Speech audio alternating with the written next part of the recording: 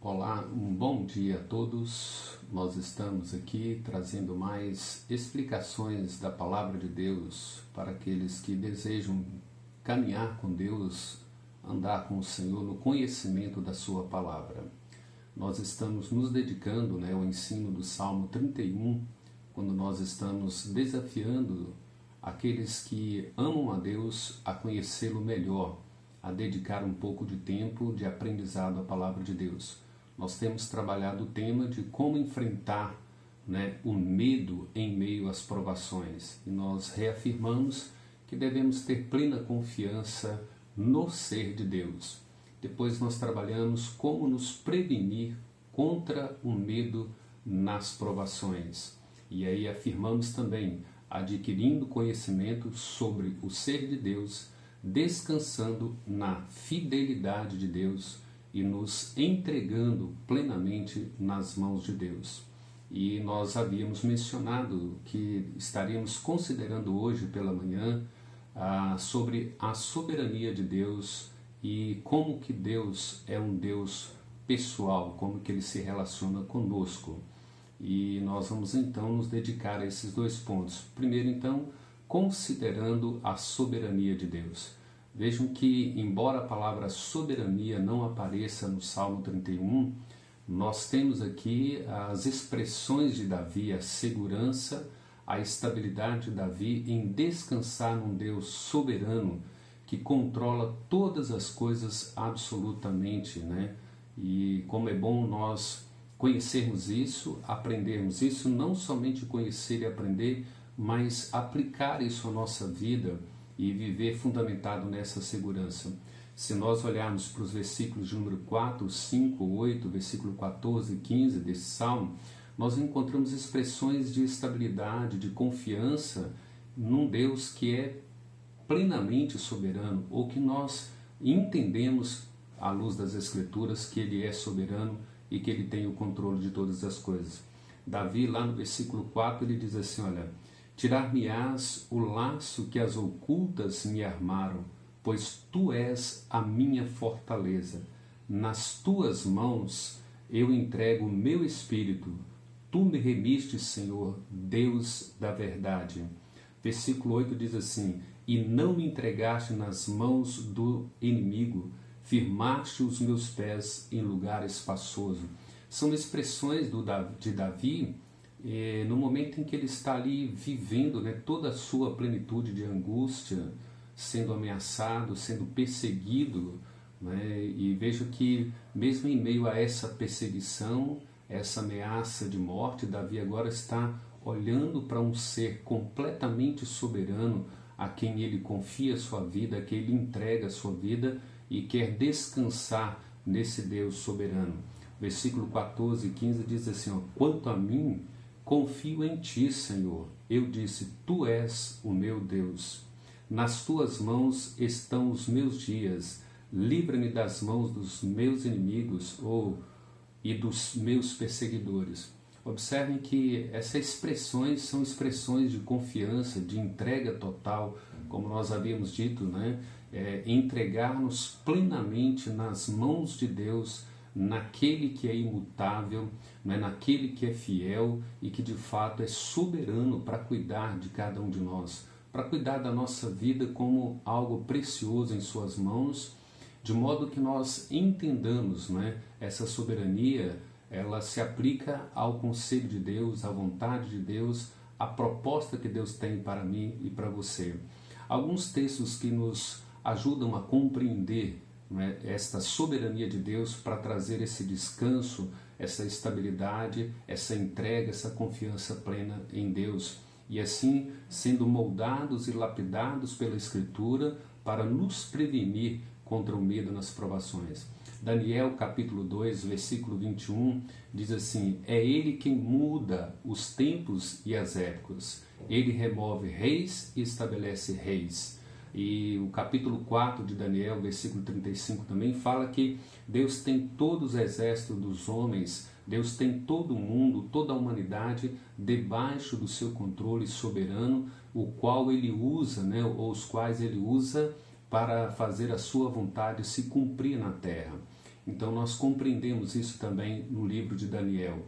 Deus, em relação aos poderosos, aos governantes, todos aqueles que se rebelam contra Deus, o Salmo de número 2, versículo 4, diz que o Senhor está no seu trono, o Senhor está nos céus, ele ri e zomba de todos aqueles que acham que têm o controle, que governam, né, o mundo. E Deus mostra, na verdade, que Ele está no controle, Ele domina todas as coisas, e Ele está assentado no seu alto e sublime trono, e Ele ri e Ele zomba daqueles que acham que têm o controle, que podem governar a própria vida.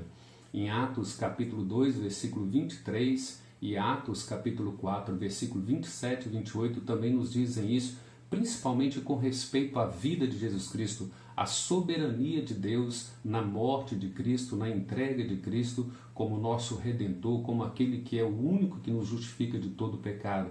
Então ele vai dizer que esse Jesus foi entregue pela presciência e determinação de Deus, embora os homens o mataram e são responsáveis por isso. Atos 4, 27 e 28, ele diz que Pilatos e Herodes, eles fizeram tudo quanto a mão de Deus planejou para a vida de Cristo.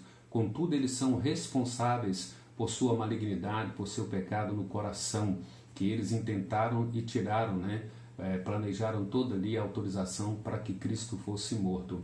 Nós temos Efésios 1, versículo 11, nos ensina que Deus tem um plano para nós, não é? Como que Deus, desde toda a eternidade, Ele planejou a nossa vida, Ele determinou, como o Salmo 139 diz, que todos os nossos dias foram escritos e determinados por Deus, quando nenhum deles ainda havia. Então Deus tem um plano soberano para mim, para você, para todos, os quais Ele criou, segundo o seu conselho da sua vontade, segundo o prazer da sua própria vontade, e você encontra isso em Efésios 1, versículo 11. Então observe, a soberania de Deus deve ser o nosso maior consolo. Nossa vida, nossos dias estão em suas mãos soberanas. Vejam como que isso pode promover tranquilidade no seu coração. Saber que o Deus que você teme, que você ama, Ele é soberano. Ele tem um plano soberano sobre a sua vida. E Ele soberanamente controla todas as coisas, todos os governantes, todos os poderosos estão nas mãos dele. E Ele então cuida de você. E esse é a segunda consideração que nós queremos fazer nesse momento, considerando Deus como um ser pessoal, ou seja, Deus é invisível, mas Ele é um ser, Ele não é uma energia, Ele não é uma força, Ele é um ser pessoal que subsiste em três pessoas, Pai, Filho e Espírito Santo. E Ele se relaciona conosco na pessoa do Filho, na pessoa do Espírito Santo. Como que nós podemos desfrutar dessa relação pessoal, dessa intimidade com Deus? Através de Jesus Cristo, nós nos achegamos a Ele, nós podemos nos prostrar diante dEle. Salmo 31, versículo de número 14, quando Davi diz: quanto a mim, confio em Ti, Senhor. E eu disse, Tu és o meu Deus. Então veja que Davi tem uma relação muito próxima com Deus, uma intimidade muito relacionada com Deus, de vivência, de experiência, de experimentar o cuidado, o amor de Deus para com ele.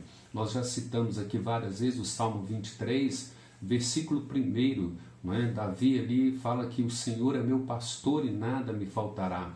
E todo o Salmo 23 traz uma relação não somente de alguém que cita o Salmo de cor, que sabe fazer poesias com o Salmo 23, mas Davi está dizendo ali que Deus é o pastor dele, ele conhece, ele se relaciona com ele, ele anda com ele. Então, ainda que Deus seja completamente soberano, ele se relaciona com você pessoalmente.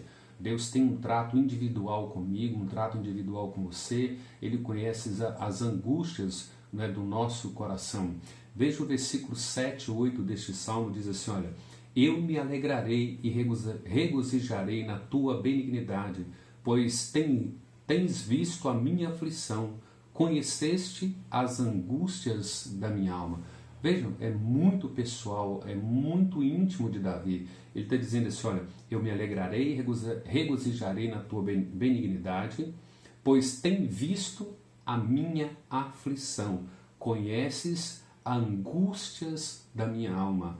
E o versículo 8, e não me entregaste nas mãos do inimigo, firmaste os meus pés em lugar espaçoso. Vejam, é muita segurança, é muita estabilidade de alguém que se relaciona, de alguém que tem experiência, de alguém que tem vivência para com Deus. Não é? Então, embora ele sendo soberano, sendo imanente, ele é imanente, ele se manifesta, ele se relaciona, ele se importa, ele cuida, ele pastoreia. Então, ser soberano não significa que Deus é insensível, que Deus é indiferente. Pelo contrário, versículos 7 e 8 nos ensina claramente, Davi diz assim, ele viu as minhas aflições, ele viu as minhas angústias, ele ouve minha oração, ele me atende, ele me socorre.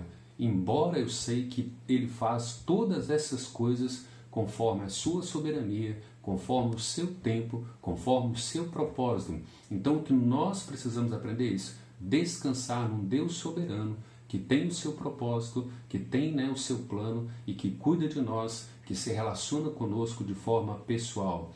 Se você confia em Cristo, se você já confessou a Cristo como Senhor e Salvador da sua vida, você precisa aplicar no seu coração 1 Pedro, capítulo 5, 6 e 7, humilhai-vos sob a poderosa mão de Deus para que Ele vos exalte em tempo oportuno. Por quê? Porque Ele tem cuidado de vós, lançando sobre Ele toda a vossa ansiedade, porque Ele tem cuidado de vós. Então veja bem, o mundo é incerto com suas provações e tribulações, mas Deus é imutável, Deus é soberano, Deus é pessoal, Ele se importa com você e comigo. Então, para a gente resumir novamente, para que fique bem fixado na nossa mente, como enfrentar o medo em meio às provações? Tenha plena confiança no ser de Deus. Como nos prevenir contra o medo nas provações? Adquirindo conhecimento sobre Deus, descansando na fidelidade de Deus, nos entregando plenamente nas mãos de Deus. Para isso, considere a soberania de Deus, considere o fato de Deus ser um Deus soberano, mas pessoal, que se relaciona comigo, com você, que Ele se relaciona com os seus filhos, Ele trata pessoalmente com cada um de nós na nossa individualidade.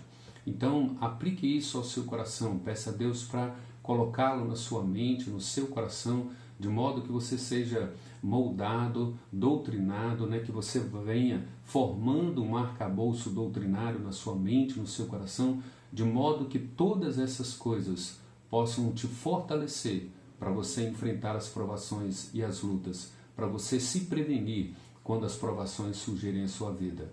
Então, fique com Deus mais um dia, na presença de Deus, que Deus o abençoe ricamente, que Deus honre o nome dEle através do seu testemunho, através da sua fé, e que Ele possa suprir cada uma de nossas necessidades. Deus nos abençoe. Fiquem todos com a paz de Cristo. Amém.